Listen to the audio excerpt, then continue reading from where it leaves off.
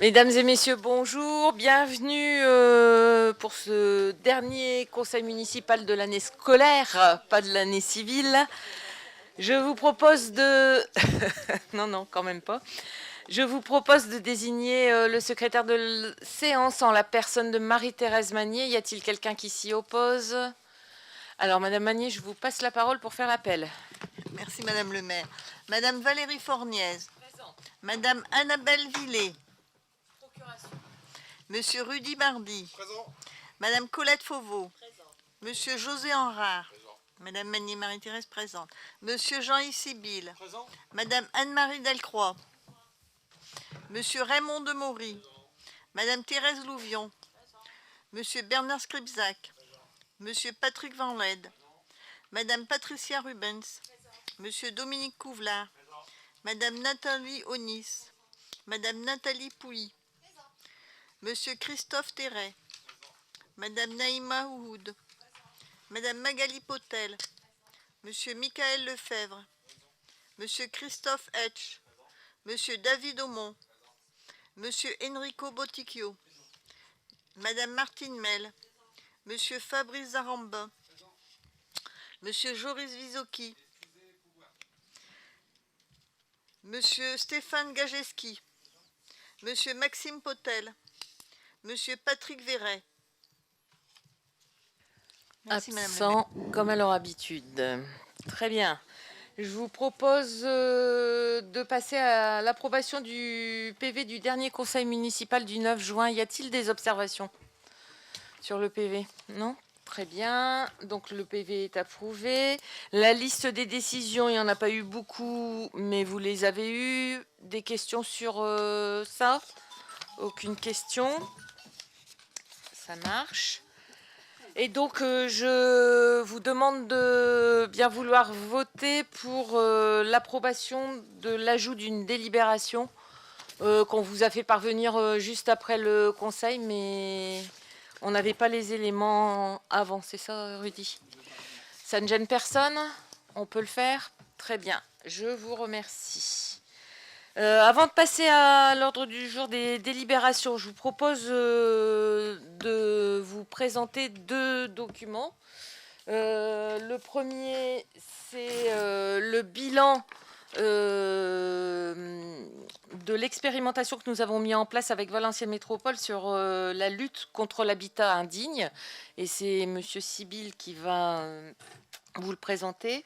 Le deuxième, dans un deuxième temps, je vous présenterai le programme local de l'habitat qui est prévu pour les 6 ans à venir, qui a été donc voté en conseil communautaire et qu'il s'agit de présenter en conseil municipal. Voilà, Jean-Yves, je te laisse la parole pour la présentation du bilan sur l'habitat indigne. Merci Valérie. Donc ce compte-rendu, c'est le compte-rendu des 2 années d'expérimentation qui ont fait suite à une décision qu'on avait prise en conseil municipal d'ailleurs, d'accepter de tester un nouveau dispositif avec Valenciennes Métropole, donc avec notre agglo, sur la lutte contre l'habitat indigne. Alors pourquoi? Parce que en ayant fait une étude que je qualifierais d'un peu sociologique, hein, c'était plus un état des lieux de l'habitat et de la population sur Fresnes. On s'est rendu compte effectivement, enfin même si on en avait une idée assez précise, qu'il y avait un certain nombre de difficultés. Donc on a fait partie des 7 communes sur l'agglo qui ont pu bénéficier de ce dispositif et de cet accompagnement. L'accompagnement, j'y reviendrai, mais l'objectif, c'est surtout de vous montrer les résultats qui sont plutôt satisfaisants. L'accompagnement repose essentiellement sur la mise à disposition d'un expert de l'agglo qui accompagne notre service logement, et principalement Agnès Regem, que vous connaissez tous, dans l'approche et l'accompagnement des habitants de notre ville qui sont dans des logements qu'on peut qualifier d'habitat indigne. Alors, ça répond à un certain nombre de critères, hein, l'habitat indigne, sur lesquels je ne vais pas revenir parce que c'est un peu compliqué. On pourra, à l'occasion d'une autre réunion, si vous le souhaitez, je pourrais vous donner plus les définitions précises. Mais donc l'idée là, c'est bien d'accompagner à la fois les propriétaires bailleurs et les occupants des logements qui peuvent être dans ces situations. Alors, on s'appuie sur un logiciel qui s'appelle Esabora, comme vous le voyez là, qui nous permet effectivement d'établir le lien avec l'agglo et surtout d'assurer un suivi des situations, puisque dans certains cas, on va s'appuyer sur l'agence régionale de santé ou sur d'autres organismes, d'autres intervenants selon la situation des habitants concernés. Et donc ce logiciel, ça permet à la fois de tracer et d'assurer le suivi jusqu'à la sortie d'insalubrité. Et vous allez voir qu'on a des résultats plutôt satisfaisants de ce côté-là. Je reviens pas sur les questions de RGPD, etc. Mais c'est aussi l'un des intérêts que de se faire accompagner par l'agglo, c'est que on a l'assurance effectivement de pouvoir garantir toutes ces questions-là. Je profite de l'occasion aussi pour dire que lorsqu'on a une délibération, et on en a assez régulièrement, qui nous demande d'autoriser Madame le maire au nom de la commune à prendre ou à accepter tel ou tel point vis-à-vis de l'agglo, c'est par exemple l'une des décisions qu'on avait prises il y a maintenant 2 ans et demi. Alors, si on prend la période sur laquelle cette convention a été active, et je précise tout de suite qu'elle est et elle sera reconduite, on a eu 62 signalements. Alors, vous voyez la décomposition ici sur ce graphique et en texte en dessous de l'origine des signalements, l'essentiel des signalements venant des locataires. Ça ne veut pas dire forcément que le propriétaire est fautif, mais on est dans une situation qui nous est signalée par le locataire. On n'est pas là pour juger de l'origine de l'insalubrité, mais on est là pour accompagner locataires et propriétaires à en sortir. Certains signalements viennent de la CAF ou d'autres organismes. Donc en chiffres, ça nous donne quoi? Entre 2021 et 2022, on a réalisé 116 visites. Et 62 logements étaient concernés. Alors forcément, les logements font parfois l'objet de plusieurs visites, parce que c'est quelquefois nécessaire pour déterminer exactement, d'une part, la situation, d'autre part, les mesures à prendre. Et puis surtout, il y a une visite de sortie d'insalubrité lorsqu'on y arrive. 72 procédures ont été engagées. Il y a 6 logements qui étaient au sens de la loi décents lors de la première visite. J'ai envie de dire que c'était une fausse alerte. Dans ce cas-là, on profite quand même de l'occasion pour rappeler un certain nombre de règles à la fois aux locataires et aux propriétaires, ce qui évite effectivement que la situation ne se dégrade, mais dans ces cas-là, il n'y avait pas de souci. Et 56 logements ont nécessité la mise en place d'une procédure. Toujours sur les chiffres, donc sur les 79 procédures, vous avez ici le détail, je pense qu'on pourra transmettre peut-être le document, je ne vous fais pas une lecture trop longue, mais la nature des désordres, donc ça pouvait être dans la majorité des cas non-respect du RSD, c'est règlement sanitaire départemental, et puis après il y avait différentes situations, des mises en sécurité, avec même eu un cas de procédure de péril, donc ça c'est assez sérieux, 3 mises en sécurité. Alors je ne redétaille pas non plus ce que c'est qu'un péril, un péril ordinaire ou autre, c'est un petit peu une gradation des difficultés, des situations d'insalubrité, des suspicions d'insalubrité, voire de suroccupation. C'est un problème assez fréquent ça chez les bailleurs sociaux, où on a un logement qui est prévu pour, je vais dire par exemple 3 personnes, et puis en fait on se rend compte que 2 autres ou 3 autres personnes sont hébergées. C'est souvent des situations sociales difficiles. Il n'y a jamais de rupture brutale, ni du contrat, ni avec les bailleurs sociaux, mais en général ça permet d'accompagner les gens avec les services sociaux, et notamment l'UTPAS de Condé, sur des solutions qui peuvent être des solutions de relogement, ou quelquefois on vient bien au secours des gens qui ont gentiment hébergé des gens de leur famille et qui se trouvent dans des situations compliquées par la suite. Les procédures qui ont été engagées, donc vous voyez ici, bon, je distingue pas les 2 années, on va prendre le total, mais par exemple sur, vous avez ici, c'est le détail des chiffres qu'on avait précédemment, donc on va passer ça sur le détail. Sur les 2 années, donc vous avez ici les chiffres qui nous indiquent le taux de levée de procédure. Donc 88% des situations ont fait en 2021 l'objet d'une levée de procédure. Ça veut dire que le problème qui avait été détecté a été réglé. Donc il y a eu une sortie d'insalubrité, ou si le problème était moins important qu'une insalubrité, on a remédié au problème dans 88% des cas. On a un taux de sans suite de 7%. Donc sans suite, ça veut dire qu'il n'y avait pas de difficulté caractérisée fait, mais ça nécessitait quand même un suivi. En général, quand vous voyez suivi, ça veut dire que c'est une assistante sociale la plupart du temps qui suit la situation et la famille, et ce qui nous amène à un taux de sortie de procédure de 95%, ce qui est jugé par les services de l'agglo comme un taux excellent. C'est le meilleur taux des 7 communes qui sont dans la procédure. Il n'y a pas de jugement à avoir là-dessus, si ce n'est qu'on peut dire que notre service logement est particulièrement efficace, mais au-delà de ça, ça veut dire aussi qu'il y a eu à chaque fois une bonne entente et un bon accord entre le locataire, le propriétaire, les services de la mairie et de l'agglo, bien entendu, et puis les services sociaux qui sont intervenus.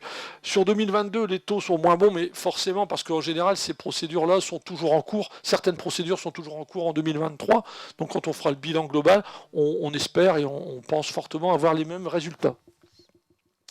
Ici, vous avez le détail, hein, je ne vais pas rentrer dans le détail, hein, mais vous voyez qu'effectivement, sur les mesures qui ont été prises, on était surtout dans le registre du non-respect du règlement sanitaire départemental. Et donc, les sorties se sont faites par, effectivement, simplement une mise en conformité. Alors, les logements, parmi les logements qui ont été concernés par une procédure, si on fait un focus sur cela uniquement, là on a le détail, d'ailleurs je crois qu'on enlèvera les adresses parce que c'est pas judicieux qu'on les laisse, excusez-moi, l'intérêt c'est pas ça, et donc on a à chaque fois, ce tableau-là il est intéressant, surtout au niveau du délai entre la première visite et la date de clôture, qui montre que effectivement ça peut être très variable selon la situation bien entendu, mais que globalement les situations ont été réglées dans un délai raisonnable, et ça a donné autant de satisfaction, j'ai envie de dire, aux propriétaires qu'aux locataires. Sur les procédures clôturées, pareil, hein, et donc là on a un indicateur qui nous donne le nombre de visites qui ont été nécessaires. Parfois, une visite suffit à régler le problème, c'est les cas non avérés, par exemple d'insalubrité. Souvent, il y a 2 situations, parce que lorsque les propriétaires et occupants du logement ont bien compris, on lance la procédure avec les services sociaux concernés, c'est variable aussi selon les cas, et donc le problème est réglé rapidement, et la deuxième visite, c'est la visite de clôture. Dans certains cas, on est amené à faire 3 visites, rarement plus, parce que globalement, les choses se règlent assez facilement. Sur les logements en cours de procédure, alors à date du compte rendu, hein, il date de février, désolé, mais on n'a pas eu la possibilité de vous présenter avant. À la date du compte rendu, donc fin février, on avait 7 logements toujours en cours de procédure. La plupart, aujourd'hui, je peux vous dire, mais vous ne pouvez que me croire sur parole, c'est réglé. Et donc, effectivement, c'était soit des secondes visites qui avaient été reportées, soit des problèmes qui sont apparus par la suite ou qui étaient un petit peu complexes, par exemple dans le cas d'un mur mitoyen, parce que ça nécessite des travaux, et là, dès qu'on commence à envisager des travaux avec un coût plus important, c'est toujours un petit peu plus compliqué. Pour les logements qui étaient conventionnés avec l'ANA, ça n'a pas d'intérêt, ça c'est juste, je suis désolé, hein, j'ai donné tout le document, mais c'était juste pour effectivement voir que il n'y a pas de lien forcément entre le conventionnement et autre chose. Voilà. Donc la conclusion de cette étude, et surtout de ce compte rendu sur les 2 premières années, 1 an et demi à 2 ans de la procédure, c'est que à la fois sur les logements frappés par une procédure, enfin qui ont fait l'objet, pardon, d'une procédure d'insalubrité, ou sur les logements qui ont été classés sans suite, mais pour lesquels on a quand même on a attiré notre vigilance, il est nécessaire de maintenir une veille. C'est ce qu'on fait avec les services de l'agglo. Moi, ce que j'ajouterais, c'est que cette procédure, elle est vraiment à l'avantage de tout le monde. D'abord des habitants qui sont dans ces situations-là, et pour le service logement, pour le CCAS en général, on est un certain nombre ici à participer au conseil d'administration régulièrement en réunion, avoir un tiers, en l'occurrence l'agglo, avec un expert du bâtiment et de ces questions-là, qui nous accompagne, qui accompagne surtout Agnès lors des visites, ça crédibilise la démarche. Ça la crédibilise, et en même temps, techniquement, tout le monde n'a pas forcément toutes les compétences nécessaires, et juridiquement non plus. Donc ce service qui nous est proposé par la Valenciennes Métropole, c'est vraiment un plus, et pour les habitants, et pour la démarche et la volonté qu'on a au sein de la municipalité, avec le CCAS, de sortir de ces situations-là. Voilà, celui-là, tu peux le passer, Gaël. Voilà. Bon, après c'est des données statistiques voilà, qui n'ont pas forcément d'intérêt. Ce qu'on voit, c'est qu'effectivement, c'est réparti à peu près partout hein, sur la commune. Il n'y a pas particulièrement de poches ou d'endroits spécifiques où on pourrait dire... Ceci dit, c'est important, hein, parce que si on avait un quartier de la ville où il y avait particulièrement des difficultés... pardon ? Oui, oui, alors le centre-ville. Alors, ouais, c'est vrai que sur le centre-ville, il y en a un peu plus parce que bah, il y a une plus forte densité de population et de logement et un plus fort taux de logement locatif. Donc voilà, mais ça fait l'objet, on en avait parlé à une certaine époque avec des problèmes d'insalubrité qui étaient assez importants. Je pense aux petites bébêtes qui se promenaient, ça a été solutionné aussi. Mais effectivement, plus il y a une densité de logement locatif, plus il y a de risques. Voilà. En conclusion, il y a surtout des points positifs, hein, la collaboration entre la commune et l'agglo qui était vraiment qui est toujours, puisque c'est toujours en cours, très efficace. Les dossiers ont tous été enregistrés sur le logiciel, ce qui permet un suivi plus efficace. Les procédures sont sécurisées, que ce soit hein, d'un point de vue juridique, mais aussi d'un point de vue de l'accompagnement social des habitants. Le guide de la décence est en cours de réécriture et c'est un guide qu'on pourra aussi diffuser et distribuer lorsqu'on a des contacts avec des propriétaires bailleurs notamment.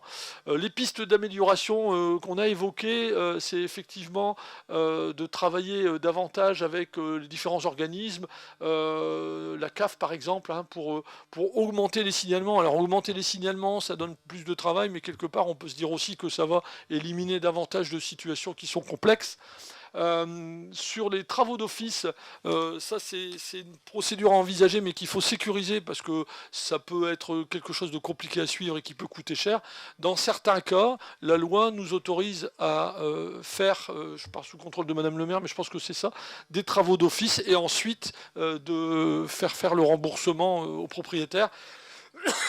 Pardon, c'est jamais simple, mais c'est une solution aussi. Et là, on s'appuie sur le trésor public quand c'est comme ça, hein, pour récupérer le montant des travaux. C'est une procédure qui peut être surtout mise en œuvre en cas de péril imminent pour éviter des risques d'accident. Et puis, on va travailler également en collaboration avec l'agglo sur les états d'abandon manifeste. On en a régulièrement, soit des logements à l'état d'abandon manifeste, on comprend bien ce que ça veut dire, mais aussi, c'est assez concomitant, lorsque on ne trouve pas les héritiers, par exemple, d'un bien où la personne vient de décéder ou des choses comme ça. Et puis la révision de la grille de décence, ça c'est lié aux lois et décrets qui se mettent en place hein, sur la loi climat et résilience, sur le classement énergétique des logements, sur lequel les bailleurs sociaux ont également, alors c'est pas que les bailleurs sociaux qu'on a plus de problèmes heureusement, mais ont aussi des obligations, donc tout ça c'est en réécriture et on adaptera la procédure en conséquence. Moi j'ajouterais qu'en tant qu'adjoint au logement, je suis particulièrement content de cette procédure parce que ça faisait un moment qu'on l'attendait. Madame le maire a beaucoup insisté auprès de l'agglo pour qu'on fasse partie des communes expérimentatrices. Et je suis intervenu moi à la dernière réunion qui présentait le bilan pour les 7 communes. On est apparu comme le bon élève. Alors encore une fois, hein, c'est une conjonction de plusieurs choses, mais il ne faut pas non plus mettre de côté le travail qui a été réalisé par le CCAS. Et on a insisté pour rester dans ce dispositif, sachant que l'agglo envisage de créer un second poste d'experts, puisqu'il y a pas mal de communes qui frappent à la porte en disant finalement ça a l'air pas mal, nous aussi ça nous intéresse. Voilà, je ne sais pas si vous avez des questions particulières. Oui, vous parliez de visites. Ces visites sont liées à des signalements particuliers des occupants des logements. Et après, je voulais savoir le moyen de pression que vous avez justement pour, je pense, éventuellement des marchands de sommeil qui louent leur habitation sur des situations. C'est une question importante qu'on s'est posée. Alors, les visites, elles se font toujours, effectivement, suite au signalement. On a vu hein, que sur les 72 logements concernés, je crois de mémoire, la plupart, c'est lié à des signalements, soit du locataire, parfois de la CAF. Alors quand c'est la CAF, c'est souvent le locataire qui a appelé la CAF et donc ça revient chez nous. Il y a systématiquement, lorsqu'il y a un signalement, il y a systématiquement une visite qui est faite. C'est pour ça que quelquefois, les gens crient un peu au feu trop vite, alors que, comment dire, il n'y a pas vraiment de situation. Mais ça permet quand même de montrer à la fois aux propriétaires et aux, comment dire, aux locataires que c'est suivi. Contre les marchands de sommeil. Alors les moyens coercitifs, bah, il n'y en a pas tant que ça. Le moyen le plus efficace, entre guillemets, à mon sens, hein, c'est la CAF qui suspend les versements quand il y a une situation d'insalubrité caractérisée. Et ça, ce dispositif... Pardon ? D'indécence, pardon, d'indécence. C'est pas la même chose. Oui, oui. Oui, je sais, c'est bien d'indécence. Une situation d'indécence caractérisée, et ces visites, elles permettent de caractériser la situation d'indécence. Et là, en général, ça bouge un petit peu. Après, c'est vrai que c'est un peu limité comme moyen, parce que aujourd'hui, encore faut-il qu'on ait connaissance d'une situation pour y aller. Des gens peuvent faire un peu... la suite, et là je m'avance un peu, mais la suite de ces dispositifs mais qui sont compliqués à mettre en œuvre, parce qu'en parallèle, il y a une autre expérimentation aussi, mais on n'était pas concerné, sur la mise en place du permis de louer, hein, qui est expérimenté sur d'autres communes de l'agglo. Ça peut être une solution, sachant que Dixit, les communes qui l'expérimentent, hein, c'est pas simple, parce que ça demande du personnel, et ça demande aussi une grande réactivité, parce qu'en fait on a un délai très court. Mais bon, on est en train d'étudier aussi avec les services de l'agglo comment on pourrait venir compléter ces dispositifs-là. Voilà.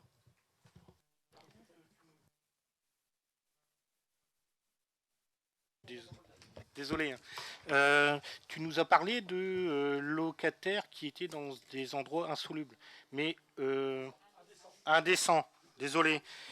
Est-ce que vous intervenez aussi quand c'est le contraire, quand c'est le locataire qui fait en sorte que son logement devienne indécent? Alors on Pour intervient. Le propriétaire, moi je parle. Ouais, on intervient. Parce que ça existe, hein. On intervient quand il y a un signalement. Alors c'est compliqué. Très honnêtement, il y a très peu de propriétaires qui appellent au service logement en disant j'ai un locataire qui, comment dire, mais c'est une question intéressante aussi, hein, mais ça existe. Ici, beaucoup. Ah ben ça existe parfaitement. C'est ce qu'on appelle les syndromes diogènes. On Et en a donc aussi. il y a une association et une file active qui est mise en place et qui est financée par Valenciennes Métropole pour essayer de traiter ces situations-là.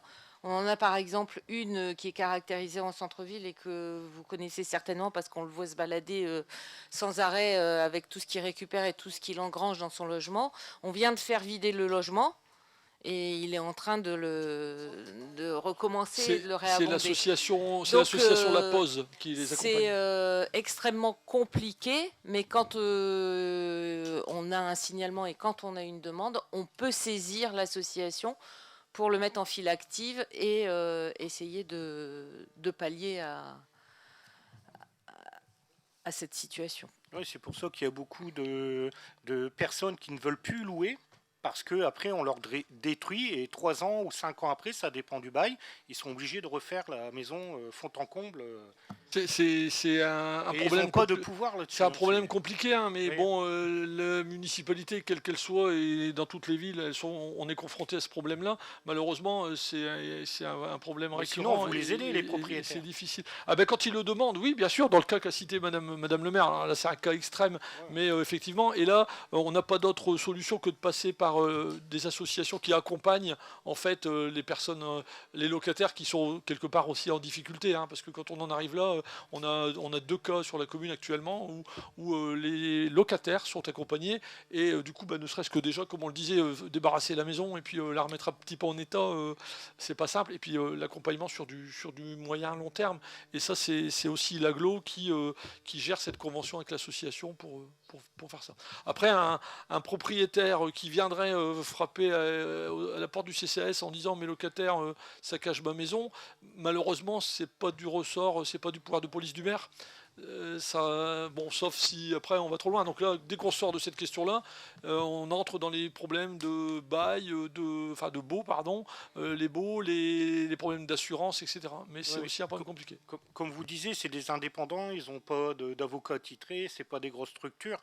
Si on peut un petit peu les orienter et puis leur dire, écoutez, nous on va, puisque comme vous dites, il y a la CAF. On le fait ça, on le fait. Hein, il y a les services sociaux, il y a la CAF. Ils le savent bien. bien, hein, les propriétaires qui ont une partie de leur loyer payé par la CAF, pour faire un raccourci, ils le savent, hein, qu'ils peuvent contacter la CAF. Et puis il y a aussi des médiateurs, hein, donc on est plus souvent confronté d'ailleurs à des problèmes de voisinage qu'à des problèmes de propriétaires par rapport à leurs locataires. Et dans ces cas-là, on peut aussi les renvoyer vers un médiateur.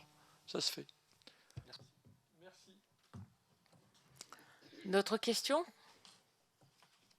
Voilà, signaler donc, mais vous allez le voir dans la présentation que je vais faire, que donc cette expérimentation va être renouvelée pour une durée de 3 ans sur l'ensemble des communes qui avaient adhéré au départ. Et il y a un bilan qui doit être fait en milieu d'année avant de voir comment on peut ou pas réintégrer d'autres communes dans le dispositif.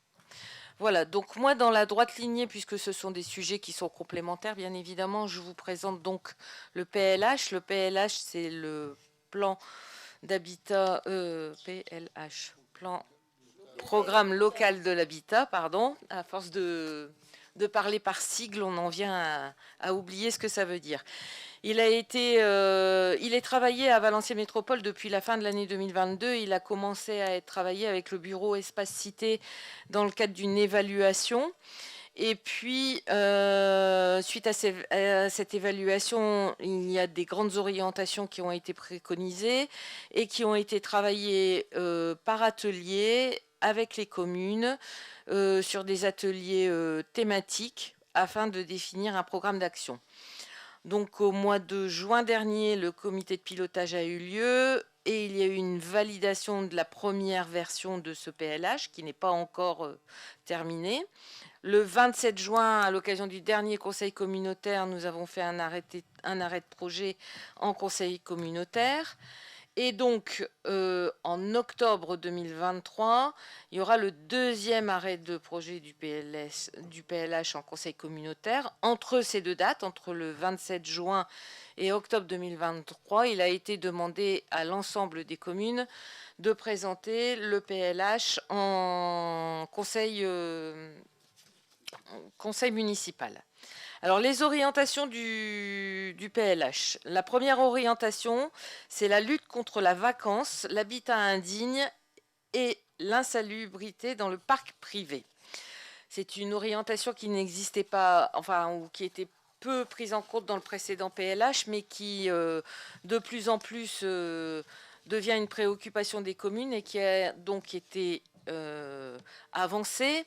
L'objectif visé dans le cadre de cette orientation qui est très ambitieuse, c'est qu'il y ait 0 logement, alors supplémentaire, hein, je le dis bien, sur la prochaine période du PLH. C'est-à-dire que si dans votre commune vous avez 60 logements supplémentaires, l'objectif, ça serait qu'il n'y en ait pas en plus sur la durée du prochain PLH. Donc,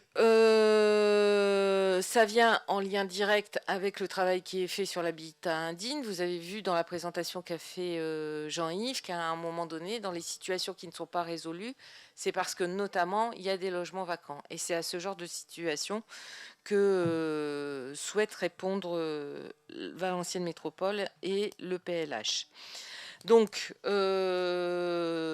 si la tendance des années passées se poursuivait pendant les 6 prochaines années du futur PLH, il y aurait 636 logements vacants supplémentaires par rapport à aujourd'hui, soit 11,5% du parc de logements en 2028. Donc c'est pour cela que l'AGLO a souhaité qu'on fasse la chasse, entre guillemets, au logement vacant. Et pour faire cette chasse au logement vacant, elle va mettre en place des outils que nous allons décliner juste après, qui devraient permettre et aider certains propriétaires qui laissent leur logement sans rien à pouvoir les réhabiliter, etc. Donc, dans les éléments majeurs du programme d'action du prochain PLH, on a la mise en place d'un appui par la CAVM pour la lutte contre la vacance, c'est-à-dire que, un peu comme pour la lutte contre l'habitat indigne, on aura une convention spécifique, mais là, sur la vacance des logements. Et donc, la proposition, c'est de développer Alors, les modalités sont encore à préciser, mais l'intention, c'est de développer le même système que ce qu'on a fait ici pour les logements indignes. Et donc, d'avoir un soutien fort en ingénierie auprès des communes, parce que malheureusement, on n'a pas toutes les ficelles et toutes les ficelles juridiques, notamment, qui permettent de répondre à ça. Donc, cet appui en ingénierie, elle devrait permettre de répondre à nos besoins, avec une meilleure observation de la vacance sur le territoire, des visites de sites, l'accompagnement des communes dans le montage des dossiers, c'est-à-dire les états d'abandon manifeste, les biens sans maître, etc. Il faut savoir que ce sont des procédures très très longues. À titre d'exemple, on en a eu 1 ou 2 sur la commune, elles ont duré entre 2 et 3 ans à chaque fois, pour arriver vraiment au bout de la procédure qui est très cadrée, et si vous loupez la date échéance, vous recommencez au début, hein. Donc c'est quand même assez contraignant, et donc ça aurait obligé un certain nombre de villes à étoffer les services logements, et comme les moyens des villes deviennent de plus en plus difficiles, et que quand même la politique de l'habitat, elle a été reconnue de compétence intercommunale, c'est pour cela que l'agglo souhaite mettre en place cet appui pour la lutte contre la vacance. La poursuite de l'appui de la CAVM sur la lutte contre l'habitat indigne, ça c'est la convention que vient juste de vous présenter Jean-Yves. La poursuite de l'expérimentation pour une durée de 3 ans dans les mêmes communes bénéficiaires jusqu'à aujourd'hui. Il faut savoir que cette expérimentation ne coûte rien à la commune. Et donc, une nouvelle évaluation de cet appui lors du bilan à mi-parcours du PLH pour savoir dans quelles conditions l'agglomération pourrait ouvrir cette offre de service à d'autres communes. Ce que veut dire, Madame le maire, c'est qu'on ne pourra plus construire sur la commune Construire sur la commune? Oui. Ah non, c'est pas du tout. C'est pas lié Là, au pourcentage. Non. Là, on est sur l'habitat privé vacant. D'accord? Donc, ce sont des logements qui sont déjà construits. Il y a un petit tableau, je ne sais pas si on le voit avant, il y avait un petit tableau qui disait que pour la... oui, je l'ai passé. Sur la commune de Fresnes, par exemple, il y a 17 logements qui sont reconnus vacants. Et l'objectif, c'est que sur les 6 années qui arrivent, on n'en ait pas 18 ou 19. Qu'on reste à minima à 17 et qu'on fasse les procédures des 17 pour essayer de les évacuer et donc créer une nouvelle offre de demande. Et vous le verrez dans les aides qui suivent, il y a des aides qui sont directement liées aux propriétaires.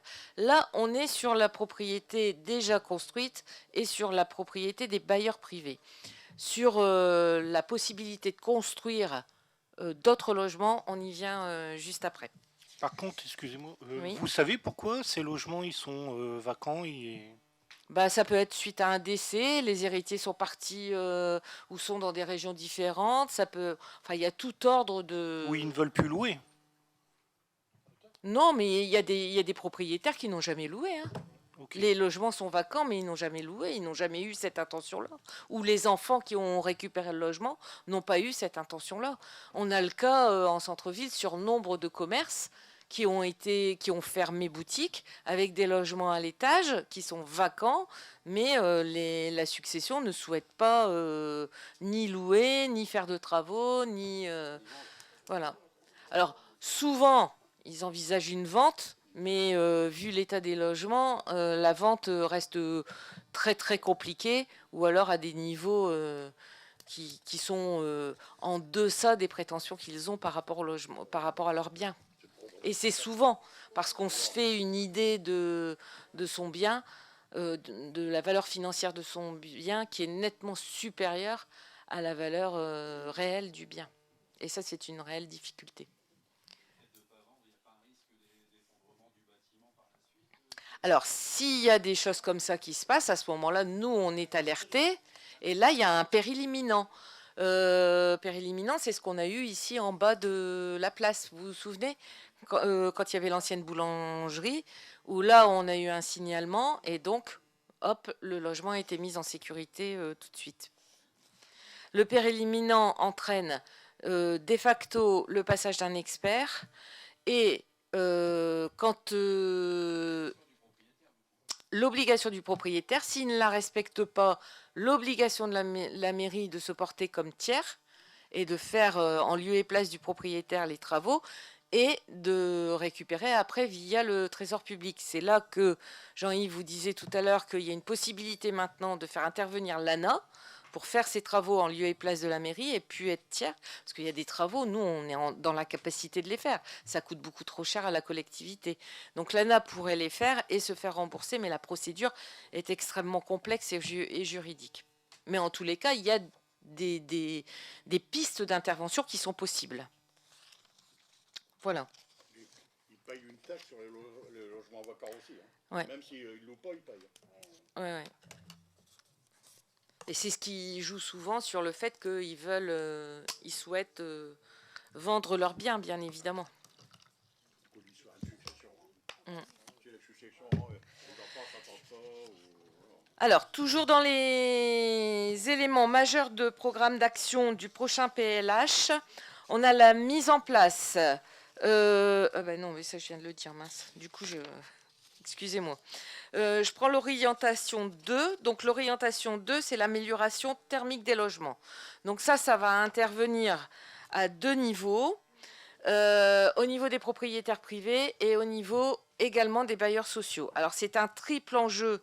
C'est un enjeu par rapport au pouvoir d'achat, puisque effectivement, plus votre logement est isolé, plus thermiquement vous avez un logement efficace, moins vous payez de factures, et mieux c'est pour tout le monde, puisqu'en ce moment, on sait que c'est difficile pour tout le monde. Il y a un enjeu de transition écologique, puisque il faut contribuer aux objectifs du plan climat, air, énergie territorial, PCAET, pour réduire la consommation d'énergie et les émissions de CO2 issues du secteur du logement. Et d'autre part, il y a un enjeu de confort thermique et d'améliorer donc le cadre de vie des habitants et de leurs habitats. Alors, sur l'amélioration thermique des logements sociaux, conservation des aides actuelles. Les aides fonctionnent très bien sur les grands collectifs et dans le cadre de l'ERBM pour les basses consommations. Le parti pris du nouveau PLH, c'est d'ouvrir un petit peu les portes et de renforcer le dispositif de financement pour atteindre un label BBC également en logement individuel, mais hors ERBM, puisque c'est un dispositif qui a été mis en place essentiellement dans le cadre de l'ERBM. ERBM, je le dis pour ceux qui sont un peu perdus dans les sigles, engagement, renouveau, bassin minier. Voilà. Et ensuite, un rôle d'animation à assumer par Valenciennes Métropole avec la mise en place de conventions pluriannuelles d'objectifs, là, avec les bailleurs sociaux, afin de renforcer la stratégie de rénovation sur les prochaines années. Donc là, bailleur par bailleur, c'est l'agglo qui conventionne avec chaque bailleur avec des objectifs de réhabilitation thermique des logements. Ensuite, vous avez donc la deuxième partie, c'est ce que je vous disais, l'amélioration thermique des logements dans le parc privé, avec un renforcement des aides sur l'ensemble du territoire à destination des propriétaires modestes et très modestes. Alors, ce qui se passait avant, c'est que quand il fallait faire de la réhabilitation thermique, en général, pour faire de la réhabilitation thermique, il vous faut faire une étude, il vous faut faire toutes ces choses-là. Et nombre de propriétaires ne le faisaient pas parce que déjà, rien que pour financer l'étude, pour pouvoir savoir ce que ça va coûter la rénovation énergétique du logement, c'était compliqué. Donc là, l'objectif de l'agglo, c'est de solvabiliser 100% des ménages modestes et très modestes par rapport à l'assistance de maîtrise d'ouvrage qui sera donc remboursée et prise en charge dans le cadre de Valenciennes Métropole. Et ensuite, la deuxième orientation pour le parc privé, c'est un renforcement des aides pour la mise en place des travaux pour les propriétaires occupants, modestes, très modestes. Ça va ?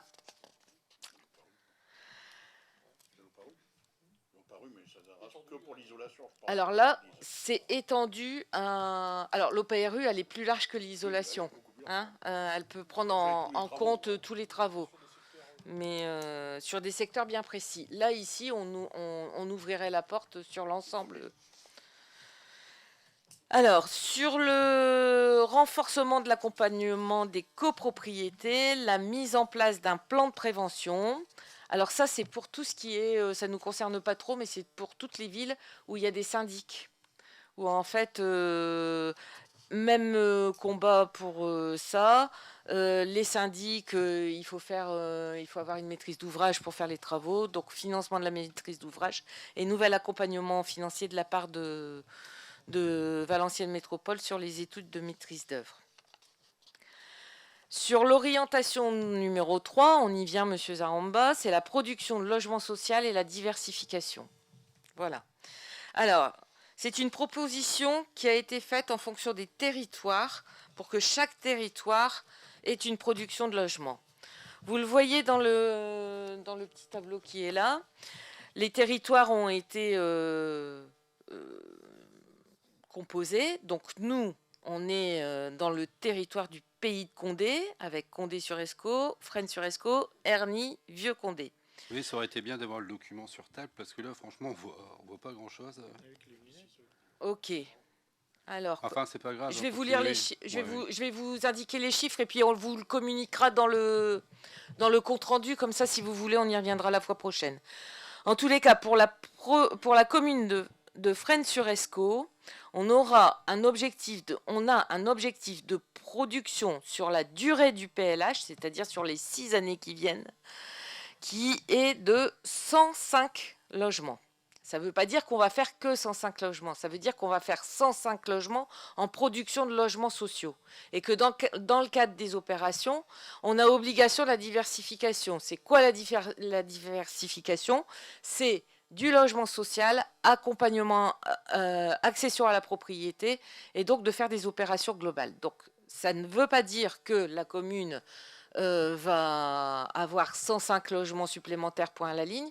Ça veut dire que la commune, elle aura 105 logements aidés et 10 logements sociaux en plus à la fin des 6 années du PLH. D'accord? C'est OK là-dessus? Alors vous verrez sur les autres communes, ça s'équivaut. Hein. À Condé-sur-Escaut, on est à 143.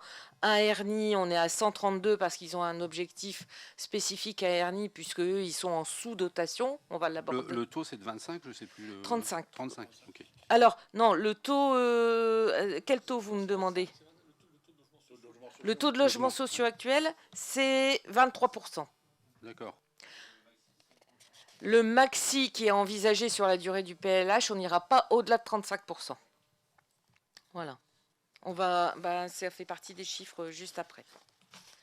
Alors, pour savoir justement et pour calculer et pour être équilibré sur les territoires, l'AGLO a donc classé les communes du territoire. Qu'est-ce qui s'est passé? Non, mais j'avais l'impression d'avoir plus de lumière. Ah, d'accord. Je me dis, mais mince, qu'est-ce qui se passe? Pardon. Donc, je reprends ma présentation. Pour pouvoir calculer le nombre de logements à attribuer, l'agglomération a décidé donc de classifier ces communes en 4 groupes.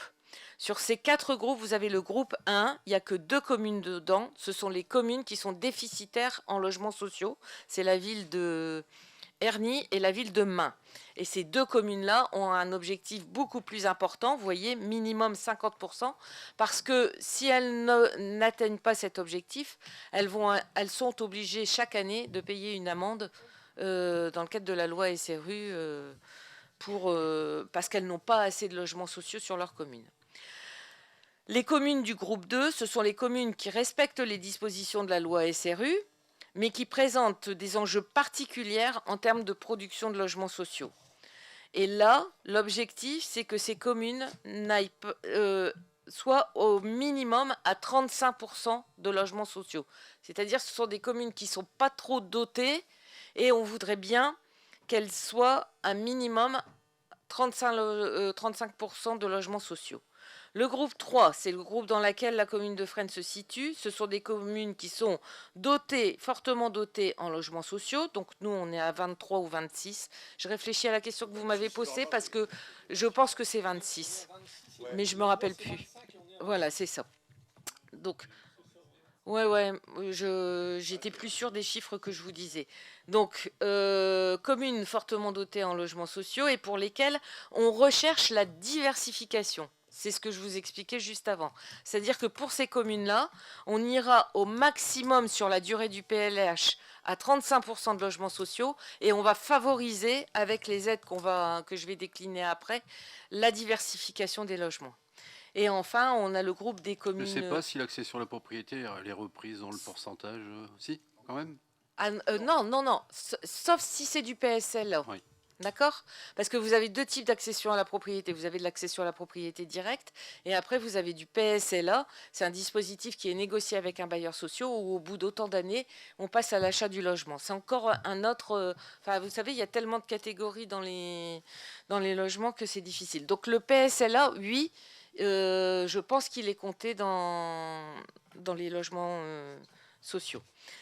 Et donc le groupe 4, je vous le disais pour terminer sur ces différents groupes, ce sont les communes rurales où le développement de logements sociaux est envisageable ou souhaitable, mais en tous les cas, il se fait en fonction des opportunités de terrain sur les logements, sur les communes, puisque ça ne sera pas l'objet de la discussion d'aujourd'hui, mais on fera une présentation de ce que c'est que la loi ZAN, zone zéro artificialisation naturelle, qui vise à réduire la consommation de terres agricoles, etc., et à construire en densité sur les centres-villes avec des objectifs vraiment énormes qu'il faudra pouvoir assumer collectivement dans le cadre de Valenciennes Métropole. Utiliser ce qu'on appelle les dents creuses, des logements, justement, tout ça c'est lié, les logements abandonnés, etc., qui sont amenés à être rasés, par exemple, plutôt reconstruire là, plutôt que d'aller utiliser des terrains agricoles, par exemple. Pardon? Bien sûr, oui, mais si tu veux, quand il y a un état d'abandon manifeste, si ça revient 100 mètres, par exemple, ça revient dans le dispositif. Le bailleur, la loi ZAN, la loi ZAN, de toute façon, elle va être en lien avec le PLUI. Elle va demander une révision du PLUI, puisqu'il y aura des zones où tout simplement on n'aura plus le droit de construire. C'est-à-dire que ce qu'on avait travaillé dans le cadre du PLUI, où on avait affiché des futures programmations d'opérations, il y a des zones qui seront obligées de partir. Donc on ne pourra plus construire à la même hauteur et avec les mêmes ambitions ou dans les mêmes endroits que ce qu'on avait décidé. Ils vont rechercher tout ce qui est à construire en hyper centre, centre urbain, entre guillemets. D'accord? j'ai un doute sur les chiffres. On dit 35%. C'est pas 35% de logements sociaux, c'est 35%. C'est 35% maximum de logements sociaux sur la durée du PLH. C'est-à-dire qu'on est à 26, on peut aller jusqu'à 35 maximum sur la durée du PLH. Ça veut dire que peut-être on sera à 35, mais ça veut dire que si on est à 32, on est à 32. Ce n'est pas une obligation d'aller jusqu'à 35. C'est un maximum que s'est fixé l'AGLO pour éviter qu'il y ait un trop gros déséquilibre entre les... Alors, pour la production de logements sociaux, évidemment, l'agglomération va mettre en place toute une série d'aides. Donc, sur la production, pareil, on va voir deux séries d'aides, publiques et privées. Donc, sur la production de logements sociaux, une chose qui ne nous concerne pas parce que on n'en a pas, c'est la mise en place de servitudes de mixité sociale. Et ça, c'est pour les communes du groupe 1 et 2. D'accord? C'est la nécessité de mettre en place un travail de détermination de taux et de seuil de déclenchement des servitudes avec les maires concernés et les bailleurs sociaux en fonction de là où ils construisent. C'est-à-dire qu'il y aura des servitudes obligatoires entre un terrain qui appartient à un propriétaire privé et un terrain qui appartient à un bailleur. Et toujours dans le cadre du logement social, l'AGLO affirme le principe pour la production de logements sociaux pour les personnes âgées, mais il y a une saturation et on arrête les programmes de résidence-service privés, c'est-à-dire que vous avez toute une offre du privé qui arrivait et qui disait, bah voilà, telle zone, paf, paf, je la prends, j'en fais une résidence privée senior. Donc là, on arrête. On aura obligation d'inscrire impérativement les opérations de logement social pour les personnes âgées dans des environnements de services performants, c'est-à-dire en proximité des centres-villes, tout simplement.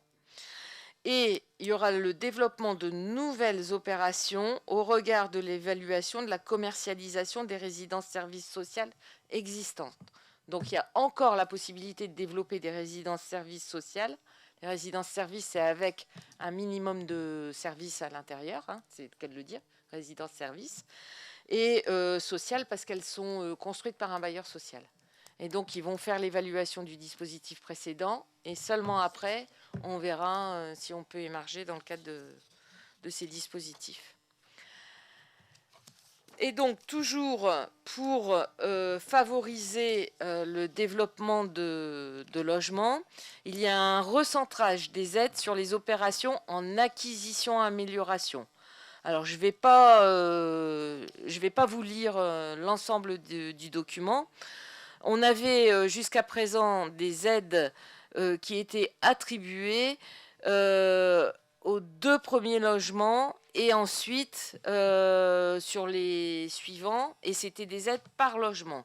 L'Aglo propose qu'on y aille par rapport au prix de revient du logement. Et en fonction du prix de revient du logement, plus le prix de revient du logement il est élevé, plus l'aide elle est importante pour le bailleur à construire. Donc on passe d'aide qui avait été donnée par l'Aglo sur le PLH précédent à hauteur de 850 000 € et sur le PLH 4 des aides en acquis amélioré qui vont aller sur un budget de l'ordre de 1 million d'euros en moyenne. Il faut savoir que ces aides d'acquisition-amélioration, elles sont jouxtées à des aides de l'État qui, eux, interviennent uniquement au logement. Je crois que c'est 12 000 € à peu près d'aide au logement pour un logement en acquis amélioré. Et vous le verrez dans les futurs projets qu'on a sur la commune. C'est certainement un dispositif sur lequel on ira avec quelques bailleurs sociaux, notamment sur du logement en centre-ville, où on ne peut pas détruire et reconstruire, où c'est trop important et où on pourra bénéficier de ces aides-là. Alors, l'élément majeur du programme d'action du PLH, c'est la diversification, puisque vous l'avez vu, la majorité des communes se situent dans le groupe 3, et l'objectif du groupe 3, c'est d'augmenter un petit peu le logement social, mais surtout d'accentuer la diversification. Comment faire ?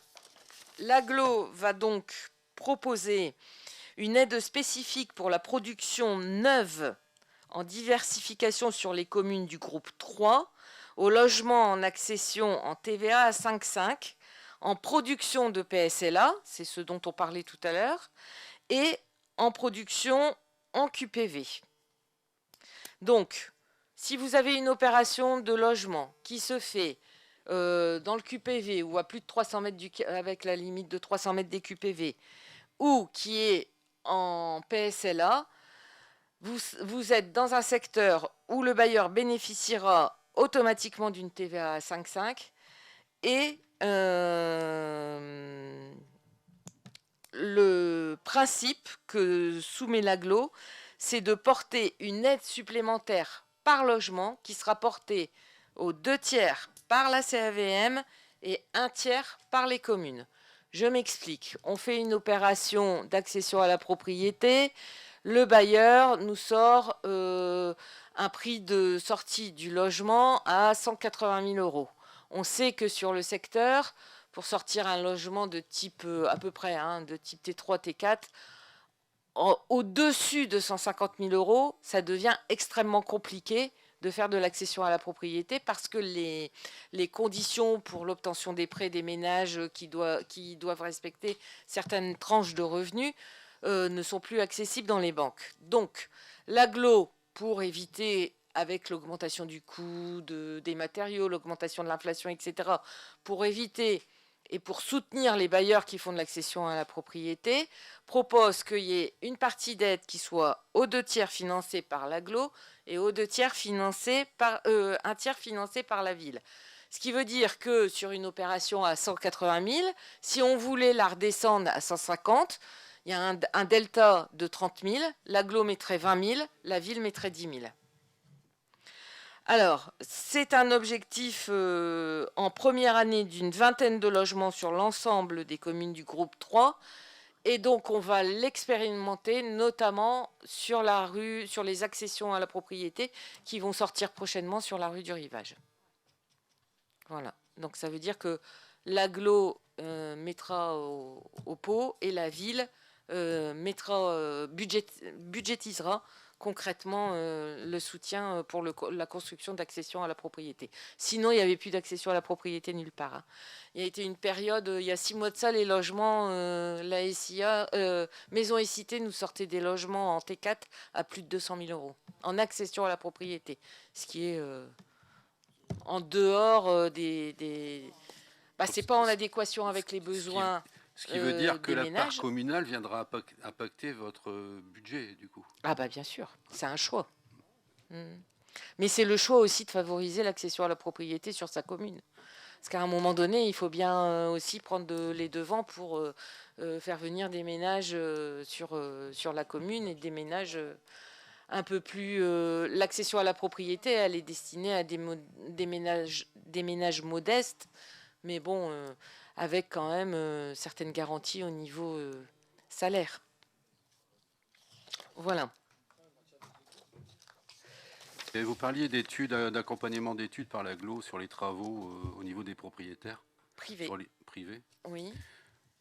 Sur la rénovation thermique uniquement. Hein. D'accord. Donc on prend l'étude en charge et après c'est le propriétaire d'effectuer. C'est pas nous, hein. C'est via l'agglo l'agglo, un dispositif qui se met en finance place, l'étude, qui financera l'étude et après le propriétaire il fait ou et il fait c'est à pas lui les de travaux. faire les travaux. Il n'y a pas d'accompagnement justement pour le propriétaire, pour l'accompagner sur ses travaux, parce que je pense éventuellement des retraités qui n'ont plus les moyens de pouvoir financer des travaux. Je vais vous le dire, mais je Il n'y pense a pas qu'on que les a dit retraités, que c'est oui. sûr, mais bon, après... Attendez, juste que je reprenne.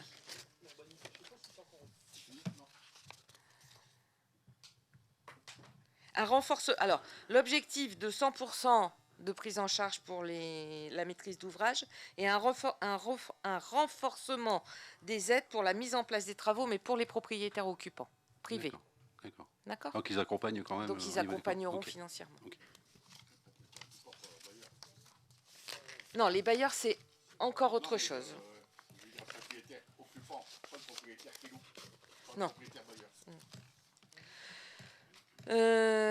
Voilà, je crois que j'en ai fini avec cette présentation.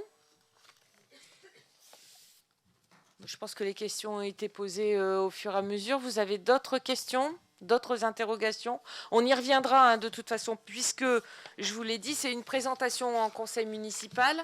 Donc, logiquement, après cette présentation, on doit l'adopter définitivement à la fin de l'année 2023, en décembre 2023, au niveau de la communauté d'agglomération. Alors, c'est juste une présentation. Hein. Oui, tu peux changer. De s'absenter. D'accord. Donc il donne un pouls. Ok, très bien.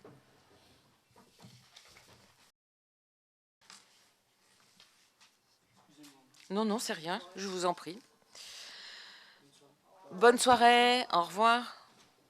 Alors, je vous propose de passer au projet de délibération. Donc, sur la délibération numéro 1, une délibération de l'administration générale sur la convention de partenariat. On a délibéré sur une convention de partenariat avec le département du Nord et la maison départementale du handicap pour lutter contre l'isolement des plus fragiles en situation de handicap.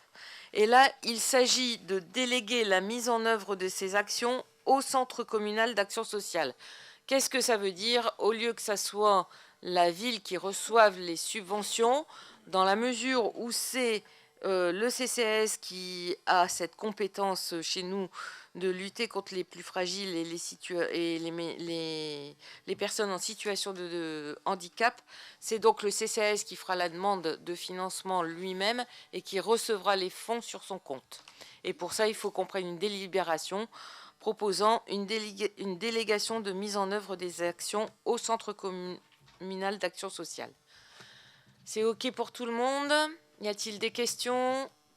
Je mets aux voix. Qui est contre? Qui s'abstient? Je vous remercie. Alors, la délibération numéro 2, alors vous aviez la convention qui suivait. La délibération numéro 2, c'est l'ouverture d'un poste d'assistant d'enseignement artistique à temps non complet, puisque notre directeur de l'école de musique a pris sa retraite. Voilà, donc il y a lieu d'ouvrir un poste pour faire un nouvel appel à candidature. Je mets aux voix cette délibération. Qui est contre? Qui s'abstient? Je vous remercie.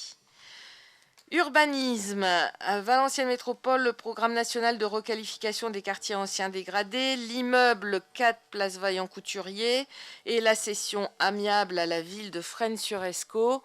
Vous savez tous qu'il y avait une DUP qui avait été mise en place avec Monsieur Savary pour l'acquisition de l'ancienne grainerie.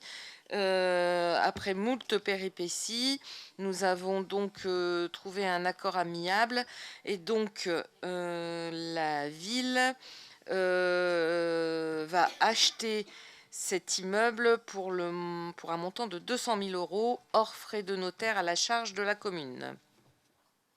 Sur cette délibération, je vois que votre projet, c'est la construction de logements. Tout à fait, c'est ce qui était prévu avec Il n'avait pas Valenciennes Métropole. été décidé il y Métropole. a un peu de temps où, quand on faisait un achat comme ça, on laissait le commerce en bas et on faisait éventuellement des logements au-dessus. Non, il n'y a pas d'obligation à le faire, sauf dans un périmètre défini. On avait défini un périmètre sur le centre-ville de mémoire. Le périmètre défini, il prend en considération tous les bâtiments qui sont là en face et après la rue Jean Jaurès jusqu'à la caisse d'épargne à peu près et la rue comment ça s'appelle? Oui, donc ici c'est pas repris dans le périmètre. Non, c'est pas repris dans le périmètre parce qu'on avait des aides de commerce, que du logement. Ouais, que du logement parce qu'on avait c'est un dossier qui a été repris dans le cadre de l'ANRU et on a une subvention de l'ANRU pour démolir puisqu'il y a de l'amiante, c'est une opération extrêmement complexe et donc il y a un bailleur qui vient dessus, qui démolit, qui reconstruit avec autorisation de l'ABF sur les façades, etc. puisqu'il y avait des choses classées. Ah ouais, donc ce projet est repris par un bailleur, c'est ça? Par la suite? Ah, par la suite, d'accord. oui. La mairie achète et revend au bailleur. D'accord, ok.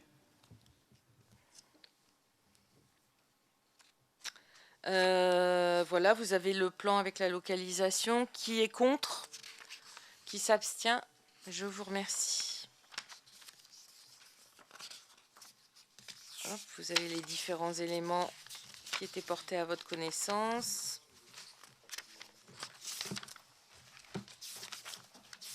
Je vais essayer d'aller au bout. Il y a beaucoup de choses.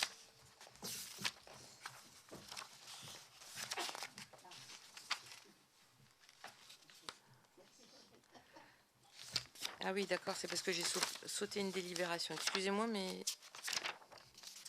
il y a plus de pages annexes que de délibération. Voilà. La délibération numéro 4. Il s'agit de la rue Jules Mousseron. C'est la désaffectation et le classement du domaine public d'une partie de la rue, une parcelle non bâtie sur une surface de 248 mètres carrés. C'est pour terminer ou essayer de terminer le projet de la cité Hardy. Et donc, c'est une désaffectation et un déclassement du domaine public pour l'intégrer au domaine privé, pour pouvoir ensuite réintégrer les parcelles sur les logements. Y a-t-il des... On a déjà abordé plusieurs fois cette délibération. Y a-t-il des questions? Je mets aux voix. Qui est contre? Qui s'abstient? Je vous remercie. La délibération suivante, c'est également une délibération sur la modification de l'agenda accessibilité programmé. Vous savez que on doit être en règle et qu'on a un programme de mise en accessibilité de tous nos bâtiments publics, etc. On a encore 2 ou 3 bâtiments qui ne le sont pas, mais qui vont bientôt l'être, notamment la gare, etc. Enfin, des bâtiments qui doivent être rénovés et qui n'y sont pas. Il y a la gare, La poste, l'ancienne poste. alors la gare, la Maison Bleue, l'ancienne poste.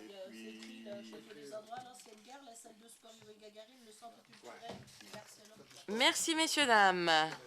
Et j'aurais une petite question. Attendez, parlez pas tous en même temps, parce que là, ça ne va Parlez plus. pas tous en même temps. Donc, sur ce programme, est-ce que les commerces sont concernés par contre? Sur le programme d'accessibilité, Oui. l'ensemble des commerces. L'ensemble des Tous commerces. les commerces, quand ils veulent ouvrir, ils ont un courrier de la mairie qui leur demande de venir se présenter pour se mettre en règle avec la commission Et d'accessibilité. vous avez un retour par rapport à ça, non? Parce que ça avait Alors- été évoqué il y a bien longtemps. Je pense que c'est Jean-Yves qui gérait Non, cette partie. non, c'est... Maintenant, c'est Raymond, mais au Voilà. précédent mandat, c'était Jean-Yves qui...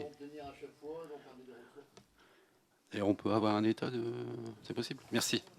Alors, l'ensemble des commerces qui ont été ouverts jusqu'à présent, ils ont fait l'objet d'un dossier en accessibilité et en incendie. Et lorsque le commerçant ne répond pas, ce qui arrive à notre courrier ou ne veut pas prendre en considération notre courrier, c'est la commission de Valenciennes Métropole qui est saisie et qui donc se rend pour la visite de contrôle.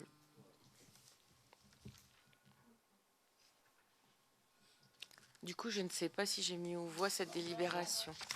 Sur la modification de l'agenda d'accessibilité, des renseignements complémentaires, je peux mettre aux voix. Qui est contre? Qui s'abstient? Je vous remercie. La délibération suivante, c'est la modulation de l'enveloppe indemnitaire globale des élus. C'est une délibération, il s'agit de rapporter, c'est ça? La délibération du 9 juillet avec un taux global qui ne change pas, mais une répartition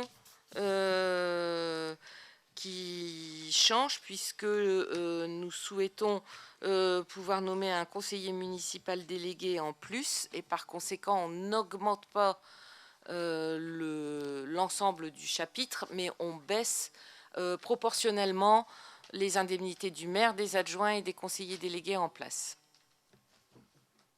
Ce nouveau délégué va s'occuper du développement économique et du commerce. Du commerce, et il s'agit de la question que je vous pose, Mickaël Lefebvre. que devient Monsieur Etch, qui gérait cette délégation?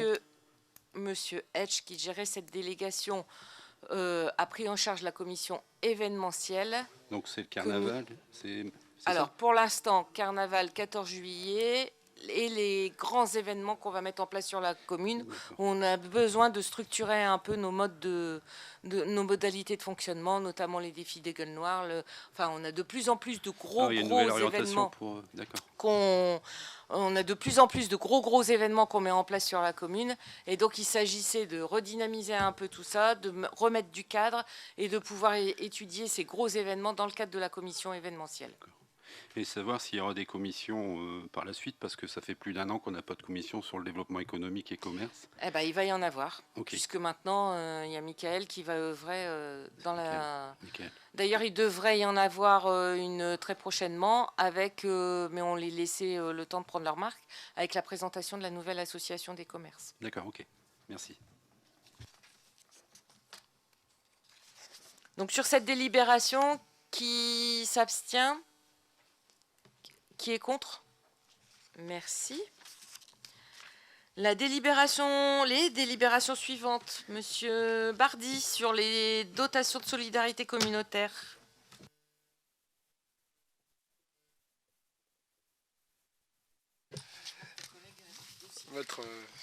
C'est une élève studieuse, ma collègue. Merci, Madame le maire. Ouais. Donc la dotation de solidarité communautaire de Valenciennes Métropole pour la participation de la commune à l'animation et au développement local pour le cyclotourisme club fresnois. Vu la commission finances, administration générale, ressources humaines du 27 juin 2023. Il est demandé au conseil municipal de valider la demande déposée par le cyclotourisme club fresnois, donc c'est les baroudeurs, dans le cadre de la DSC de Valenciennes Métropole afin d'obtenir un financement à hauteur de 1 000 € pour l'organisation d'une randonnée le 18 novembre 2023, mais il me semble que la date a changé, c'est le 1er octobre 2023. Ok, donc c'est voilà, c'est le 1er octobre. Donc l'événement, c'est la première grosse randonnée qui va être effectuée sur la commune. Ils partiront de la rue du Bois pour après partir dans le bois et visiter tous les gros sites que comporte le pays de Condé, même au-delà, la Mandinois.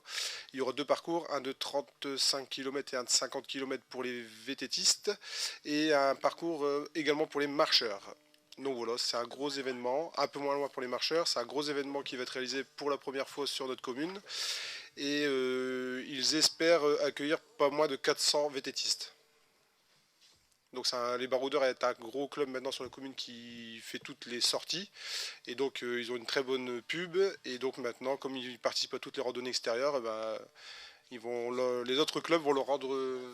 pardon ? Ils vont faire venir du monde à Fresnes et c'est déjà le cas. Voilà pour cette délib. Je mets aux voix cette délibération. Qui est contre? Qui s'abstient? Je vous remercie. On passe à la délibération pour l'Aquariou. Donc là c'est pareil pour l'Aquariou, vu la commission finance et administration générale ressources humaines du 27 juin 2023, il est demandé au conseil municipal de valider la demande déposée par le club d'Aquariou dans le cadre de la DSC de Valenciennes Métropole afin d'obtenir un financement à hauteur de 500 € pour l'organisation de l'anniversaire des 20 ans du club le 15 octobre 2023. Donc là, ils vont faire une grosse manifestation. Ça fait 20 ans que le club est ouvert sur la commune de Fresnes. Et ils souhaitaient faire des grosses animations.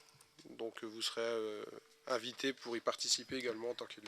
Il faudra y aller. Vous pourrez découvrir notre nouveau dojo qu'on inaugurera d'ailleurs au mois de septembre. C'est ça, en même temps que la cérémonie des champions.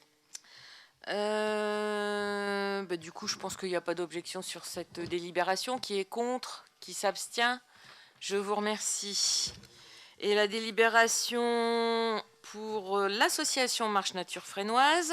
Donc là pareil, il est demandé au conseil municipal de valider la demande déposée par l'association Marche Nature Fresnoise dans le cadre de la DSC de Valenciennes Métropole afin d'obtenir un financement à hauteur de 750 € pour l'organisation d'une randonnée à l'occasion de la journée du patrimoine du 17 septembre 2023. Donc là c'est à part de la randonnée avec les baroudeurs, c'est vraiment une chose différente. Donc voilà. C'est chaque année, les marcheurs font leur randonnée et c'est celle-ci. Est-ce qu'il y a des personnes qui font partie de l'association qui ne peuvent pas prendre part au vote? Anne-Marie. Voilà. D'accord. Merci Mme Magnier. Très studieuse Mme Magnier. Ça va? Je mets aux voix cette délibération. Qui est contre? Qui s'abstient? Je vous remercie. Et je laisse la parole pour la délibération posée sur table par Monsieur Bardy. Donc oui, une délibération qui est arrivée tardivement dans nos services et qu'il fallait mettre rapidement au vote du conseil municipal parce que ça, si on ne le faisait pas sur ce conseil municipal, ça pouvait bloquer l'avancée du projet. Donc on a été retenu par Pierre-Michel Bernard, qui est notre conseiller départemental de canton, pour l'installation d'une aire de fitness supplémentaire sur notre commune. Alors on a fait le choix de ne pas prendre les mêmes agrès qu'on a dans le parc, justement pour diversifier l'offre pour nos sportifs. Et la particularité de cette aire de fitness, c'est qu'il fallait qu'elle soit accolée à la boucle UNESCO, pour qu'il y ait vraiment un cheminement sur la boucle UNESCO. Lorsqu'on peut voir tous les week-ends le monde qu'il y a sur la boucle UNESCO, c'était pour apporter aussi une offre supplémentaire pour les cyclistes. Donc on a répertorié avec le service jeunesse et sport certains sites où on aurait pu installer une aire de fitness. Il y a eu un site qui était envisagé, mais il n'était pas à proximité de la boucle UNESCO, donc ça n'avait pas été retenu par les services des sports de l'Agglo. Et on a trouvé un autre terrain qui est déjà répertorié, qui est déjà en aire de loisirs, qui est sur le City Stade. Donc on a le City Stade, on a le terrain de BMX, et juste à côté, le long du chemin des Galibots, qui est le long de la boucle UNESCO, une surface qui est adéquate pour pouvoir y mettre une aire de fitness supplémentaire. Donc l'idée, c'est que les gens puissent faire du vélo, s'arrêter, poser le vélo, aller faire du sport et repartir. Cette aire de fitness, elle sera répertoriée, donc les cyclistes et les promeneurs et les personnes qui souhaitent trouver cette aire, ils vont la trouver sur les sites. Et donc voilà. Donc nous, on n'a rien à payer, on a juste à mettre le terrain à disposition, et c'est cette délibération-là qui est proposée. Je mets aux voix cette délibération. Qui est contre? Qui s'abstient? Je vous remercie. Et pour Ah, l'aire de fitness qui est située dans le parc, je sais oui. qu'il y avait eu un souci avec les bâtiments de France. Ça ou y est, c'est patrimoine, résolu. On a où il n'y avait obtenu pas le droit de construire près du château, il me semble, Ouais. un truc comme ça. Non, non, c'était en visibilité avec le château. Oui. Et donc c'est résolu, on a D'accord. obtenu le Ok. nouveau permis de construire. Et il va y avoir un aménagement paysager qui va un peu monter en septembre et qui va faire que l'aire de fitness est un peu moins visible quand on est au château. Voilà. Avant de clôturer ce conseil, je voulais faire un petit état des lieux sur ce qui s'est passé sur notre commune ce week-end avec, vous le savez, je pense, parce que vous lisez tous la presse, des voitures qui ont brûlé sur le parking d'Aldi, deux voitures qui ont brûlé dans la rue Tabary, des feux de poubelle qui ont été initiés sur un parcours qui s'est terminé malheureusement sur le site du quartier, endommageant une partie, et heureusement pas l'ensemble, mais en tous les cas une partie assez conséquente du bâtiment. Pour votre information, donc la partie atelier est celle qui a été touchée le plus. Du côté du Cyberlab, on n'a pas de... Même si ça a été touché, on a enlevé les machines, etc. Au moment de l'incendie. Donc on n'a pas de grosses pertes en termes de matériel numérique qu'on venait d'acquérir dans le cadre du financement de la microfolie. On a la découpeuse laser quand même qui doit encore être testée pour savoir si elle fonctionne ou pas. L'activité du quartier ne sera pas arrêtée. Les choses se mettent en place et là on a stoppé de manière momentanée pour laisser aux experts et aux assurances le temps de faire le travail. La partie qui a été abîmée va donc être nettoyée par une agence spécialisée, etc. Mise en sécurité. Il va y avoir une bâche où c'est fait, je pense. Ça y est, c'est fait. Voilà, je me tiens au courant au jour le jour parce que ça change tous les jours. Une bâche qui va être installée sur le toit. La partie typoir peut donc fonctionner en autonomie. Et la partie salle d'expo et la verrière qui se trouve derrière, ainsi que les bureaux, les toilettes et le Cyberlab devraient pouvoir reprendre leur activité comme c'était prévu à l'initiale. Voilà. La vidéoprotection de la commune a été également mise à l'épreuve à l'occasion de cette trajectoire et cette déambulation d'un petit groupe de 4-5 personnes qui sont identifiées sur la vidéo, mais qui sont cagoulées. Donc forcément, on n'a pas d'identification nominative. Le commissariat de police, le sous-préfet, etc. mettent en œuvre les moyens nécessaires pour poursuivre les investigations, puisqu'il y a des noms qui sortent. Donc voilà. Du côté imprimerie, il n'y a rien. Non, je viens de le dire. Je peux ajouter quelque chose, Madame le Oui. maire? Je dois dire qu'on remercie Dorothée Perry parce que si elle ne s'était pas levée pour chercher son chat, je crois qu'il n'y aurait plus de quartier. Elle a eu le courage de sortir et maintenant elle en subit le contre-coup de se dire je suis sortie toute seule en pleine nuit face à l'agression de l'agression. Et puis une pensée également pour les gens qui ont perdu leur véhicule lors de cette, Tout à fait. cette nuit. Alors, C'est les compliqué. véhicules dans la rue Tabary, c'est un événement qui est survenu le lendemain. Hein. C'est pas du fait de la même bande. Et il n'est pas dit qu'il y a un lien de cause à effet avec Aldi et la traversée qu'ils ont effectuée. Donc c'est pour ça que les investigations se poursuivent et qu'on essaye de voir ce qui s'est passé. Voilà.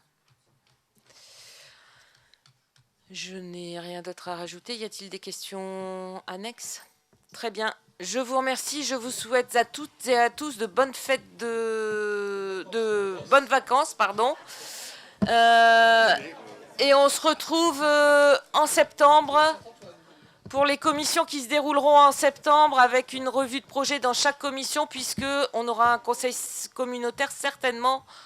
Un conseil municipal certainement fin septembre ou début octobre, peut-être même avant si on est obligé de délibérer pour la rue du Rivage. Merci à vous de votre participation.